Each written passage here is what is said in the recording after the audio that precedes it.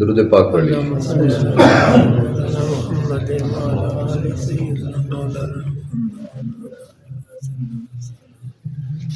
بسم اللہ الرحمن الرحیم۔ اولئک الذین انعم اللہ علیہم من النبیین من ذریۃ آدم وممن حملنا مع نوح ومن ذریۃ ابراہیم واسرائیل وممن ہدینا واجتبینا اذا تتلی علیہم آیات الرحمن خروا سجدا وبکیا۔ پچھلی آیات مبارکہ سے تعلق سب سے پہلے حضرت زکریا السلام کا، پھر حضرت عیسیٰ علیہ السلام کا، پھر اللہ تعالیٰ نے حضرت ابراہیم علیہ السلام کا، پھر حضرت موسیٰ اور ہارون علیہ السلام کا، پھر حضرت اسماعیل علیہ السلام کا، حضرت ادریس علیہ السلام کا۔ انبیاء علیہ السلام کے ذکر خیر کے بعد اللہ تعالیٰ نے ان کی ایک خاصیت بیان فرمائی ہے۔ ان کی خصوصیت کیا ہے؟ خصوصیت یہ ہے کہ اللہ کی طرف سے ان پر انعام ہے۔ دوسری خصوصیت یہ ہے جب اللہ ان پر اپنی آیتیں یا پڑھتا ہے یا بتاتا ہے تو وہ کیا کرتے ہیں؟ اللہ کے سامنے روتے ہوئے سجدے میں گر پڑتے ہیں۔ یہ انبیاء علیہ السلام کے وصف کو، صفت کو اللہ تعالیٰ نے اس آیت مبارکہ میں ذکر فرمایا ہے۔ جتنے بھی نبی ہیں اللہ تعالیٰ نے تمام انبیاء علیہ السلام کو اس میں گنا ہے۔ دیکھیے، اب دیکھیے کیسے گنا، سمجھ آئے گی بات۔ اللہ فرماتا ہے من النبیین من ذریۃ آدم، وہ نبی وہ آدم علیہ السلام کی اولاد میں سے۔ کتنے نبی ہیں جو آدم کی اولاد میں سے ہیں؟ آپ کو پتہ ہے جی؟ سارے ہیں جی، سارے ہیں جی۔ حضرت آدم علیہ السلام کی اولاد میں سارے انبیاء ہیں۔ اور دیکھیے اللہ تعالیٰ نے خاص خاص کر کے گنے، اللہ نے انہیں خاص بنایا ہے۔ کیسے؟ دیکھیے اللہ تعالیٰ فرماتا ہے من ذریۃ آدم کی اولاد میں سے، پھر اللہ فرماتا ہے وممن حملنا مع نوح، ان کے اجداد کو، ان کے آباؤں کو، ان کے جو اجداد نسل ہے ان کو حضرت نوح علیہ السلام کی کشتی پر سوار کیا۔ پھر فرمایا ومن ذریۃ ابراہیم، اور ابراہیم علیہ السلام کی اولاد میں سے۔ حضرت ابراہیم کی اولاد دو طرف جاتی ہے، ایک بنی اسرائیل یعنی یعقوب علیہ السلام کی، دوسری حضرت اسماعیل علیہ السلام۔ اللہ فرماتا ہے ومن ذریۃ ابراہیم، اور ابراہیم کی اولاد، و اسرائیل، اور یعقوب کی اولاد۔ یعقوب علیہ السلام کی جو اولاد ہے ان میں سے بنی اسرائیل کے انبیاء علیہ السلام سب ہیں، اور جو حضرت ابراہیم کی اولاد حضرت اسماعیل ہیں، حضرت اسماعیل کی اولاد میں صرف میرے اور آپ کے محبوب پیغمبر ہیں۔ اللہ تعالیٰ نے یہاں اس آیت مبارکہ میں سب انبیاء کو جمع کر دیا، اور پھر فرمایا وَمِمَّنْ هَدَيْنَا وَاجْتَبَيْنَا۔ اللہ فرماتا ہے یہ میری طرف سے انہیں میں نے ہی ہدایت عطا فرمائی ہے، اور پھر فرمایا وَمِمَّنْ وَاجْتَبَيْنَا، اور میں نے ہی ان کو چنا ہے۔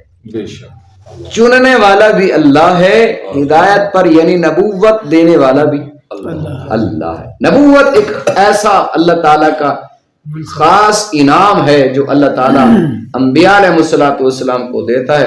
اللہ تعالیٰ ساری مخلوقات میں سے چن کر جو محبوب ہیں اللہ کو، اچھے مخلوق ہیں ساری اللہ کو پیاری ہیں، لیکن جو ان میں سے اللہ پیار کرتا ہے انہیں اپنا نبی بنا لیا۔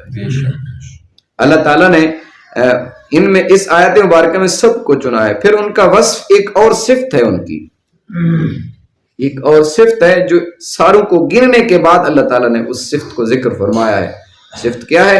اذا تتلی علیہم آیات الرحمن، جب ان پر رحمان کی آیتیں تلاوت کی جاتی ہیں تو کیا کرتے ہیں؟ خروا سجدا وبکیا، گڑ گڑاتے ہوئے، روتے ہوئے اللہ کے سامنے سربہ سجود ہو جاتے ہیں۔ سجدے میں گر پڑتے ہیں. سجدہ ایک ایسا خاصا اور ایسی عبادت ہے جو سب سے اللہ کے قریب تر ہے. جب بندہ سجدہ کرتا ہے تو اللہ کے قریب سے قریب تر ہو جاتا ہے. سجدے کے اندر میں نے سجدہ کے متعلق احادیث پڑھی ہیں. کریم آ کے ارشاد فرماتے ہیں جس جگہ پر بندہ سجدہ کرتا ہے اس سجدے کا اثر ہم تو ظاہری طور پر یہ ظاہری زمین پر سجدہ کر رہے ہیں یہ جو اوپر نظر آ رہا ہے. اللہ کے حبیب فرماتے ہیں اس سجدے کا اثر اس کی ٹھنڈک 7 زمینوں تک پہنچتی ہے. 7 زمینوں تک. دیکھیے کتنا اس کی فضیلت. جب قیامت والے دن گواہی دی جائے گی نا جہاں تک اس کا ٹھنڈک جا رہی ہے وہیں تک انہیں سجدہ ہو شفاعت ہوگی نا وہیں تک گواہی ہوگی جہاں تک اس کا اثر ہے. تو دیکھیے کتنی فضیلت ہے. بندے نے ظاہری طور پر تو زمین پر سجدہ کیا, کھیتی باڑی کرتے ہوئے کہاں سجدہ کیا, پھر گھر میں کہاں سجدہ کیا, مسجد میں آ گیا تو کہاں سجدہ. ظاہری اوپر والی چلو زمین پر رکھی ہوئے قلین ہیں یا صفحے ہیں یہ تو سہولت ہے. اگر یہ نہ ہو تو پھر بھی زمین ہی ہے نا ظاہری طور پر, لیکن اس کی ٹھنڈک کتنی پہنچ رہی ہے 7 زمین تک. اتنا اثر ہے. بہرحال انبیاء علیہ الصلوۃ والسلام کے سجدے کے بارے میں اللہ تعالیٰ ذکر فرماتا ہے. ایک بات یہاں قابل توجہ ہے جو آپ سے عرض کروں. دیکھیے اللہ فرماتا ہے جب ان پر رحمان کی آیتیں تلاوت کی جاتی ہیں پڑھی جاتی ہیں تو وہ کیا کرتے ہیں سجدے میں گرتے ہیں سجدہ کرتے ہیں. تو رحمان کی آیتیں کون سی ہیں؟ کیا آدم علیہ الصلوۃ والسلام کے وقت یہ قرآن تھا؟ حضرت نوح علیہ الصلوۃ والسلام کے وقت میں قرآن تھا؟ حضرت ابراہیم اور اسماعیل حضرت اسحاق اور یعقوب علیہ الصلوۃ والسلام ان کے وقت میں یہ قرآن تھا؟ اللہ تو فرماتا ہے جب ان پر آیتیں تلاوت کی جاتی ہیں وہ سجدے میں گر پڑتے ہیں. قابل اسی لیے تو میں نے کہا تھوڑی سی قابل توجہ بات ہے. یہ اس لیے اس کی 2 تفسیریں ہیں سنیے گا. پہلی بات یہ ہے جس نبی پر اللہ تعالیٰ نے جو صحیفہ جو کتاب نازل کی اللہ جب اس کتاب کو اس نبی کے سامنے پڑھتے تو جب سجدے کی بات آتی تو وہ سجدے میں گر پڑتے تھے. پہلی تفسیر یہ ہے. دوسری تفسیر یہ ہے کہ اللہ تعالیٰ نے یہ قرآن یہ کلام پاک اپنا کلام اللہ نے ہر نبی پر پڑھی ہر نبی پر ہی اس قرآن کو پڑھا ہے. جب آیت سجدہ آتے تو وہ انبیاء اس آیت سجدے کو سن کر سجدے میں گر پڑتے تھے اللہ کے سامنے. اور ایسے عام سجدہ ہم جیسے کرتے ہیں نا پتہ نہیں 3 دفعہ سبحان ربی الاعلیٰ پڑھتے ہیں کہ نہیں پڑھتے. کئیوں کو دیکھا جاتا ہے سڈے کا اٹھا لیا جی میں چونج ماردا ہے پانی میں سر رکھیا تو چک لیا. لگتا ہے کبھی کبھی لگتا ہے کہ شاید نیچے شاید انگارا ہوگا اتنی جلدی اٹھایا ہے سر. سجدہ ایک اللہ کی قربت کا ذریعہ ہے. سجدہ تسلی سے دیا کرے اور سجدہ شوق سے دیا کرے کیونکہ اللہ کے بندہ نزدیک جب پہنچ جاتا ہے قربت میں پہنچ جاتا ہے تو وہ ایک بات مشہور ہے. ایک بادشاہ اور اس کا خلیفہ جا رہے تھے. جاتے جاتے نا خلیفے نے کہا ایسا ہے آپ اگر نماز نہیں نہ پڑھتے مجھے نماز پڑھنے کی اجازت دے دیں. تو جاتے ہوئے مسجد کے اندر داخل ہوا نماز کافی دیر لگا دی. تو بادشاہ نے باہر سے آواز لگوائی جاؤ نے بلا کے لاؤ. کون ہے جو تجھے نہیں آنے دیتا؟ نماز پڑھ اور آنے کر. تو آگے خلیفے نے جواب دیا اللہ کے بندے جو تجھے اندر نہیں آنے دیتا وہ مجھے باہر نہیں آنے دیتا. جو تجھے اندر نہیں آنے نہ دیتا وہ مجھے باہر نہیں آنے دیتا. جس نے تجھے روک رکھا ہے اپنے گھر سے باہر تو باہر. ایسا سجدہ نہ کر بس میں وہ نشانی لانی ہے تک گیا. نماز اللہ کی قربت کا نام ہے. نماز اللہ سے ملاقات کا نام ہے. ایک بڑے افسر سے آپ ملاقات کریں کتنے باادب ہو کر جاتے ہیں احترام کے ساتھ. وہ بولے تو تب بولتے ہیں, وہ سوال کرے تو تب جواب دیتے ہیں. اس کے بولنے سے پہلے آپ بولتے ہی نہیں. بولنا کیا آنکھ ہی نہیں اٹھاتے. وہ جو کائنات کا بادشاہ ہے وہ جو کائنات کا کیا اس کے سامنے یہی حاضری کا طریقہ ہے. बस सीधे पुट्ठे होए तो गए। ये नमाज नहीं, नमाज तसल्ली। मेरे करीम आका के सामने एक शख्स ने नमाज, तेरी नमाज नहीं हुई, दोबारा पढ़ी, फिर नमाज पढ़ने के बाद तेरी नमाज फिर नहीं हुई, फिर नमाज तीसरी दफा उसने पढ़ी। जब तीसरी मर्तबा पढ़ी, मेरे करीम आका ने फरमाया नहीं हुई तेरी नमाज। फिर हुजूर की खिदमत पहुंच गए, या रसूल अल्लाह मुझे बताइए कैसे नमाज पढ़े। बुखारी शरीफ की हदीस मुबारक है, मेरे करीम आका इरशाद फरमाते हैं नमाज पढ़ तसल्ली और सुकून के साथ। ये नमाज है, सुकून के साथ नमाज पढ़ी जाए तो दिल को भी करार आता है। तो इस अंदाज से नमाज पढ़ा करें। तो पहली बात है, पढ़ते ही नहीं है, जो पढ़ने आ जाते हैं तो मौलवी आगे से पकड़ लेता है, भाई तसल्ली नाल नमाज पढ़ी जा।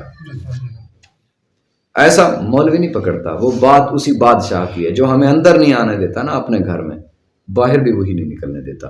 अगर उसे अच्छे नहीं लगते वो कहता नहीं तो बाहर ही चंगा है, इस लायक नहीं कि मेरे घर में आए। बात है सजदे की, बात और निकल गई, सजदे की बात हो रही है। सजदे में और रोते, रोना अल्लाह के सामने अल्लाह को बहुत पसंद है, रोना अल्लाह को बहुत पसंद है। हुजूर करीम सल्लल्लाहु अलैहि वसल्लम की हदीस मुबारक है, रोया करें अल्लाह के सामने। अगर रोना नहीं ना आता, रोने की शक्ल जरूर बनाए, रोने की शक्ल बनाए अल्लाह के सामने, ऐसा अंदाज में शक्ल बनाकर रोकर। हो सकता है ये जो शक्ल बना रहे हैं ये अंदर उतरे और वो दिल में खौफ पैदा करे, रोना आ जाए। एक आंसू उसके सामने गिर पड़ा ना हकीकी दिल के साथ, खौफ खुदा के साथ, वो जाया नहीं है, असल कीमती आंसू हुई है। आंसू की इतनी कीमत है कि जहन्नुम की आग से पनाह मिल जाए। आज तो हमें पता नहीं ना चलता आंसू क्या है। तो अल्लाह ताला हमें कहते हैं, एक शायर ने क्या खूब कहा फारसी में, ऐ दरेगा के अश्क मन दरिया बुधी, ऐ दरेगा के अश्क मन दरिया बुधी, ताने सारे दिल बर जेबा बुधी। कहने लगा कि काश के आंसू दरिया होते, आंसू दरिया होते, मैं अपने महबूब पर वार देता, मैं अपने महबूब पर, मैं अपने आका पर, वो आंसू जो समंदर होते, दरिया होते, मैं उन पर वार देता। और फिर फरमाया अश्क कान अज बहरे आ बारंद खुल्क गोहरस,